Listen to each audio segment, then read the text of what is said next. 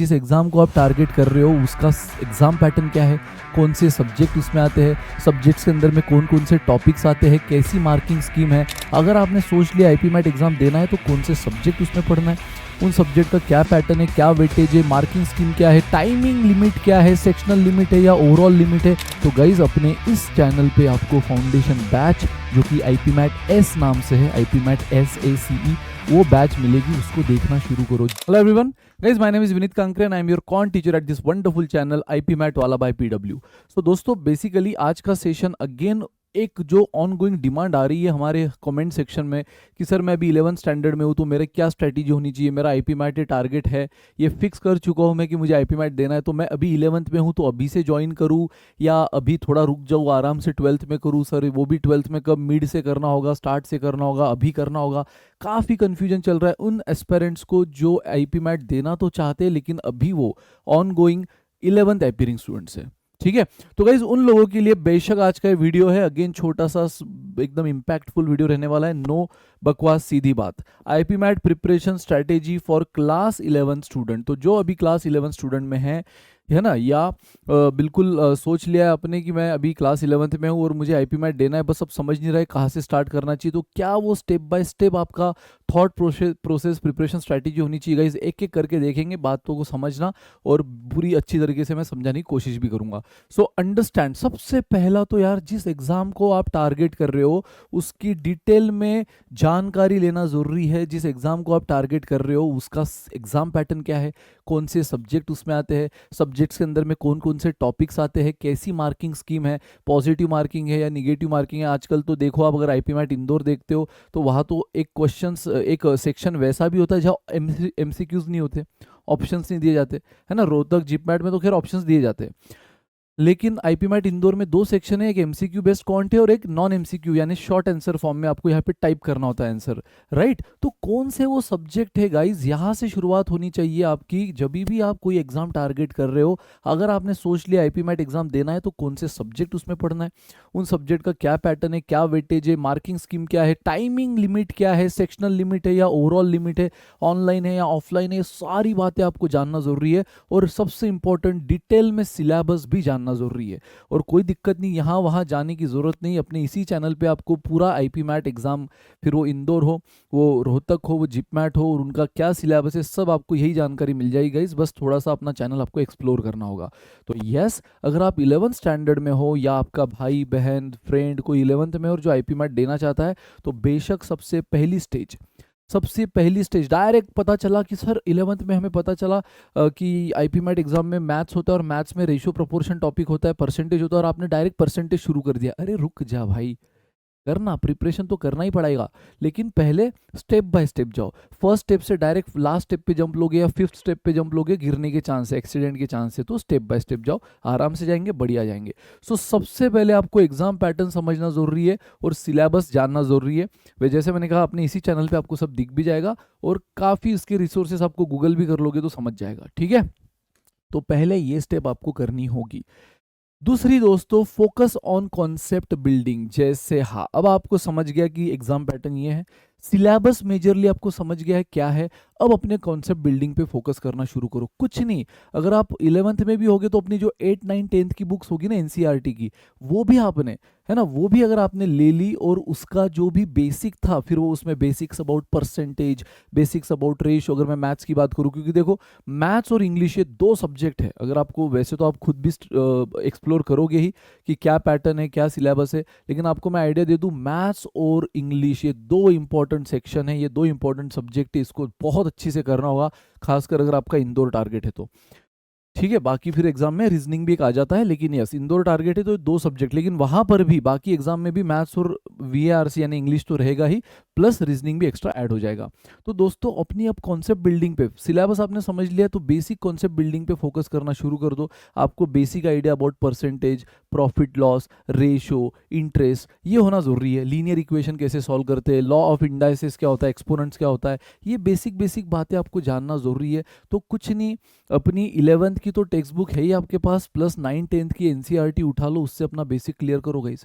Concept building पे focus करो। ये हुई मैथ्स की बात। इंग्लिश के लिए रीडिंग बढ़ाओ, रीडिंग बढ़ाना पड़ेगा आपको, क्योंकि इंग्लिश में अगर आपको एक्सपर्टीज चाहिए, ऐसे बड़े बड़े पैसेजेस है गाइस, उसको पढ़कर तुरंत अंडरस्टैंडिंग लेवल आपकी अगर स्ट्रॉन्ग करना है, जैसे मैथ्स में बार बार प्रैक्टिस करनी होगी, न्यूमेरिकल सॉल्व करने होंगे तो आपकी स्पीड बढ़ेगी, उसी तरह इंग्लिश में इतने बड़े पैसेज वन गो में पढ़कर तुरंत समझना होगा, तब जाके आप टाइम मैनेज कर पाओगे। और उसके लिए अभी से आपको रीडिंग हैबिट करनी होगी। मेजॉरिटी स्टूडेंट को लगता है कि सर अभी तो हम 11th में, आईपी मैट एग्जाम थोड़ी जेडबलई जैसी वास्ट है, इतनी लेवल ऑफ डिफिकल्टी, मैं मानता हूँ बिल्कुल जेडबलई के कंपैरिजन में उसकी लेवल ऑफ डिफिकल्टी कम है।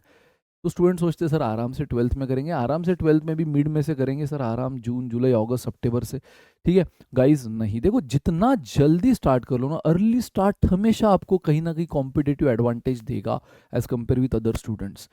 इन चीज़ों पर आप फोकस कर पाओगे ना, कॉन्सेप्ट बिल्डिंग, रीडिंग हैबिट्स, आपको फिर वहाँ पे क्या करना होगा, सीधा सिलेबस के पीछे पढ़ना होगा। अगर आप 12th में, वो भी मिड 12th में शुरू करोगे, सीधा सिलेबस के पीछे।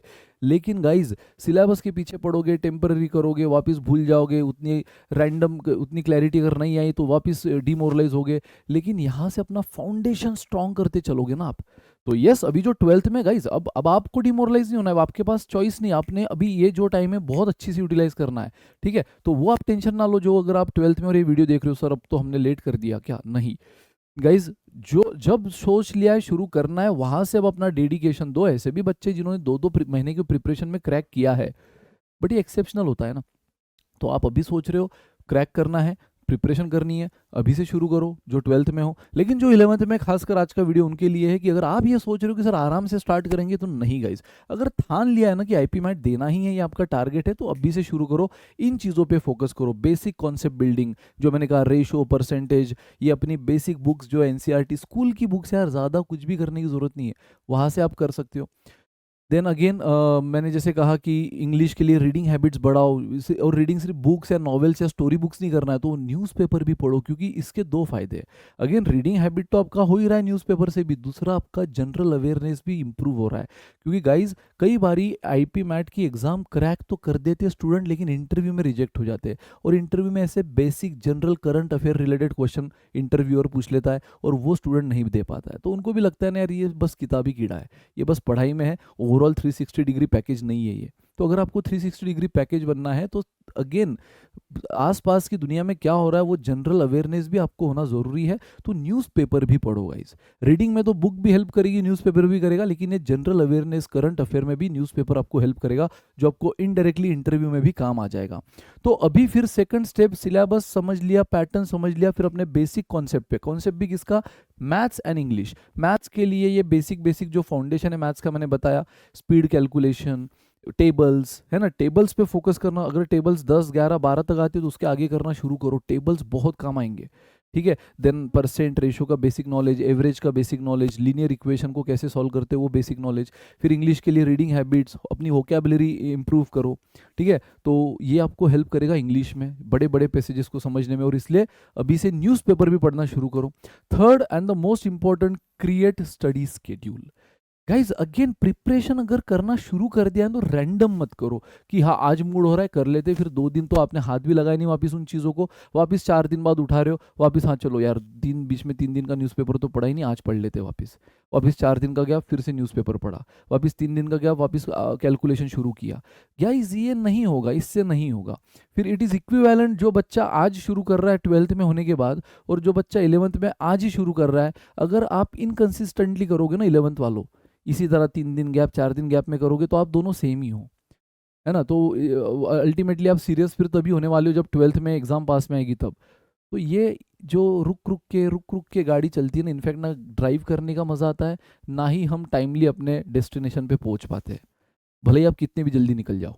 समझ रहे हो ना इसको आप, बहुत पहले निकल लियो घर से, लेकिन आप रुक रुक के जा रहे हो, तो ना ही वो ड्राइव करने में मज़ा आ रहा है जो एक स्मूथ फ्लो में करने में मज़ा आता है रोड पे, और साथ ही में ना ही आप अपने डेस्टिनेशन पे टाइमली पहुंच पा रहे हो। जो बच्चा आपसे लेट निकला लेकिन वो स्मूथली जा रहा है, हो सकता है शायद वो आपसे पहले पहुंच जाए। तो इसीलिए गाइज आपको एक स्केड्यूल बना के चलना होगा। सर कैसे बनाए स्केड्यूल, कुछ नहीं है, ये भी मैं आपको बता दूं, मोटा मोटी बस 1 घंटा दो यार मैथ्स को, बोला ना 2 ही चीज़ें, और 1 घंटा दो इंग्लिश को। सर 1 घंटे में हो जाएगा, यस, इसलिए तो बोला 11th में हो ना आप अभी। ये पूरा वीडियो आज का किसके लिए, 11th के लिए। ऑफकोर्स ये चीज़ बदल जाएगी अगर जो 12th में उनके लिए, बट आज के वीडियो का पर्पज़ 11th का है। तो गाइज ट्वेल्थ वालों के लिए भी क्या प्रिपरेशन प्लान होना चाहिए, पूरा स्ट्रैटेजी प्रिपरेशन प्लान इसी चैनल पे आपको दिख जाएगा। तो आप लोगों को जो ट्वेल्थ में है टेंशन तो लेना ही मत, सर हमारा तो बताओ 11 का कहाँ से बता रहे हो आप पहले, तो आप लोगों का बना चुके हैं गाइस, आज से 2-2.5 महीने पहले ही बना चुके हैं, वो देखो इसी चैनल पे मिल जाएगा पूरा स्ट्रैटेजी प्लान। लेकिन 11th वालों ने 1-1 घंटा आज अगर दिया मैथ्स के लिए बेसिक प्रैक्टिस, जो मैंने कहा बेसिक कॉन्सेप्ट बिल्डिंग, और इंग्लिश के लिए रीडिंग, वोकैब इंप्रूवमेंट है ना, वोकैबुलरी इंप्रूवमेंट, उसके लिए आपको देना है बस 1 घंटा रोज का। उसके अलावा जितना मैक्सिमम टाइम है आप अपने बोर्ड प्रिपरेशन में, कई क्लासेस लगा ली होगी अभी से उसके लिए, है ना, बोर्ड एग्जाम्स के लिए जो क्लासेस लगा ली होगी, या जो आपका 11th स्टैंडर्ड का सिलेबस है उसके लिए यूटिलाइज करो, कोई दिक्कत नहीं। सिर्फ 1-1 आवर ईच सब्जेक्ट, कौन सा 10 सब्जेक्ट है यार, 2 ही सब्जेक्ट है, 1-1 आवर ईच, और फिक्स कर दो ये टाइम मैं मैथ्स करूंगा आईपी मैट का, ये टाइम मैं इंग्लिश करूंगा आईपी मैट का, ठीक है, और दैट्स इट। उसके अलावा आपको फिर बाकी का टाइम जो करना है करो, लेकिन कंसिस्टेंट रहो, राइट, रुक रुक के मत चलो। तो यस, ऐसा मत सोचना सर अभी तो बहुत टाइम है, कौन अभी से स्टडी शेड्यूल बनाएगा, भले ही डे टू डे का मत बनाओ कि हर दिन मेरे को कौन सा सब्जेक्ट करना है, कौन सा टॉपिक करना है, वो मत बनाओ, वो भले ही 12th में बनाएंगे, उसके लिए भी आपको हम पूरा हेल्प करेंगे 12th में आने के बाद। लेकिन फिलहाल 1-1 घंटा देना है अपनी उस बेसिक बिल्डिंग और रीडिंग हैबिट्स पर गाइज। उसके बाद start with basic IPMAT resources, और इसके लिए सबसे बढ़िया चैनल मैं आपको बताऊंगा आईपी मैट वाला। यस गाइस, आप जैसे अपना, मैंने जैसे कहा पहले तो अपने एनसीईआरटी बेसिक बुक से आप क्या करो, एनसीईआरटी बेसिक बुक से आप अपना एक कॉन्सेप्ट बिल्डिंग स्ट्रॉन्ग कर लो, जो पुरानी स्कूल में बातें हैं वो रिवाइज कर लो, और फिर बाद में अब आपको जान सर हमने बिल्ड, हमारा कॉन्सेप्ट तो पूरा क्लियर हो चुका है, रीडिंग भी बढ़िया चल रही है, लेकिन अब हमें आईपी मैट की एक्चुअल लेवल को जानना है, हमें आईपी मैट में क्या टॉपिक से टॉपिक वाइज जानना है, ठीक है। तो गाइज आपको कुछ रिसोर्सेस है जो मार्केट में अवेलेबल है, वो ले सकते हो in the form of books. कई सारी एप्टीट्यूड की बुक्स है, आप आर एस अग्रवाल ले लो, आप अरुण शर्मा ले लो, तो वो बुक्स को रेफर कर सकते हो। और अगर आपको वीडियोस देखना है, आपको टॉपिक वाइज वीडियोस देखना है, टॉपिक्स वाइज वीडियोस देखकर अपनी जो फाउंडेशन है उसको स्ट्रॉन्ग करना है, कि सर आपने कहा एनसीईआरटी बुक में से पढ़ के अपना स्ट्रॉन्ग करो, स्कूल की बातें हैं रिवाइज करो, लेकिन स्कूल में ही नहीं समझी थी सर वो हमें, स्कूल में हमने कितनी चीज़ें तो ऑप्शन में डाल दी थी, बस पास होने के लिए हुए थे। तो अभी तो वो बुक पढ़ के कुछ नहीं होगा, हमें प्रॉपर टीचिंग चाहिए, प्रॉपर फाउंडेशन के लिए वीडियोस चाहिए। तो गाइज अपने इस चैनल पे आपको फाउंडेशन बैच, जो कि आईपी मैट एस नाम से है, आईपी मैट SACE, वो बैच मिलेगी, उसको देखना शुरू करो। जो 11th स्टैंडर्ड में है गाइज उन्होंने तो वहाँ से शुरू करो, आईपी मैट एस बैच देखो, उसके हर एक वीडियो देखो, हर एक सब्जेक्ट के, इंग्लिश का भी है, रीजनिंग का भी है, क्वांट का भी है, जीके का भी है। उसी के बाद गाइज सेम चीज आप क्या करो, IPMAT aspire, step by step, सबसे पहले IPMAT S, then IPMAT aspire, और गाइज अभी हमारी ऑनगोइंग चल रहा है पाथ फाइंडर। खैर वहां तक तो आप आराम से पहुंचोगे, लेकिन शुरुआत करो आप एस बैच से, और फिर एक बार फाउंडेशन स्ट्रांग हो गया और फिर आपको देखना है सर अब बताओ क्या लेवल के क्वेश्चन आते हैं, फिर एस्पायर पे जाओ, फिर और लेवल, सर एस्पायर के बैच से तो हमें रोहतक और जिपमैट लेवल तक के समझ रहा है, लेकिन इंदौर में हमने सुना है और लेवल ऑफ डिफिकल्टी होती है, पाथ फाइंडर पे आ जाओ। सो गाइज धीरे धीरे स्टेप बाय स्टेप, मैंने कहा ना स्मूथली जाना है, एकदम से फर्स्ट टू लास्ट स्टेप पे जम नहीं लेना है। पता चला स्टूडेंट आज प्रिपरेशन स्टार्ट करने की सोच रहा है और अभी से वो आईपी मैट PYQ देखना शुरू कर दिया, रुक जा, पैटर्न समझ लिया, सिलेबस समझ लिया, एक बेसिक बिल्डिंग कर रहा है कंसेप्ट की, बहुत सही है, तो फाउंडेशन से स्टार्ट कर, PYQs पर भी आएंगे, बिल्कुल बिना PYQs बिना मॉक टेस्ट के तो प्रिपरेशन अधूरी है, वो भी करना है, लेकिन स्टेप बाय स्टेप। तो अभी जो 11th में उन्होंने क्या करना चाहिए ये वीडियो में उसके हिसाब से बता रहा हूँ।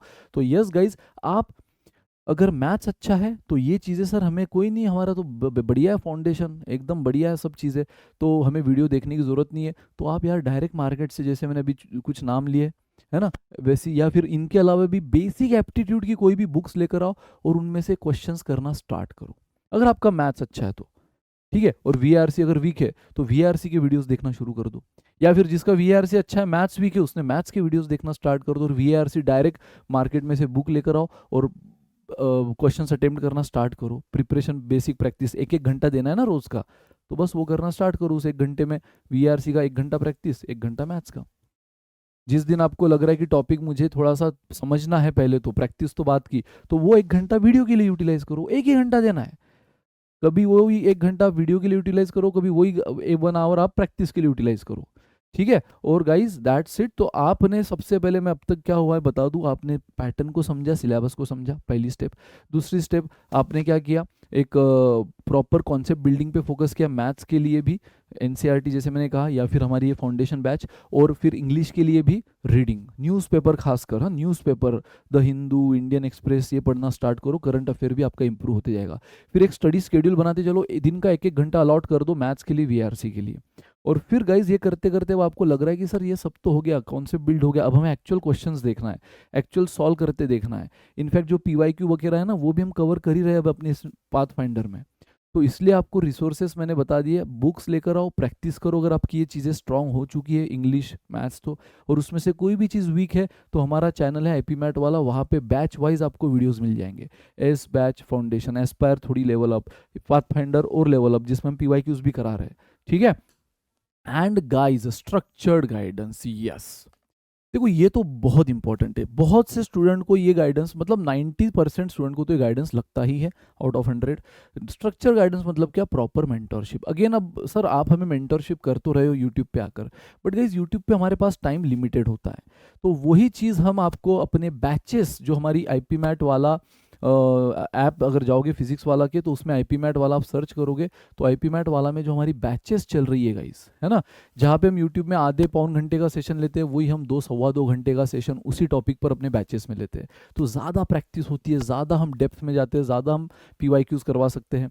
तो यस गाइज, अगर आपको एक स्ट्रक्चर्ड गाइडेंस, स्ट्रक्चर्ड मेंटरशिप चाहिए, तो आप हमारी बैच भी ज्वाइन कर सकते हो। Again guys, if needed, 11th में बहुत से स्टूडेंट, ऑफकोर्स 12th में आने के बाद तो लगता ही है, बट 11th में ही अगर आपको लग रहा है कि सर मुझे यहाँ वहाँ ये रिसोर्स वो रिसोर्स, कुछ नहीं करना है ना, ये बुक लूँ, उधर से वीडियो देखूँ, यहाँ से वीडियो देखूँ, 10 जगह मैं कंफ्यूज हूँ, मुझे एक सिस्टमेटिक एक्शन प्लान, डायरेक्शन चाहिए, एक सिस्टमेटिक वन रूफ सॉल्यूशन चाहिए, कि बस ये बैच ले लूँ और यहाँ से सारी प्रिपरेशन हो जाए।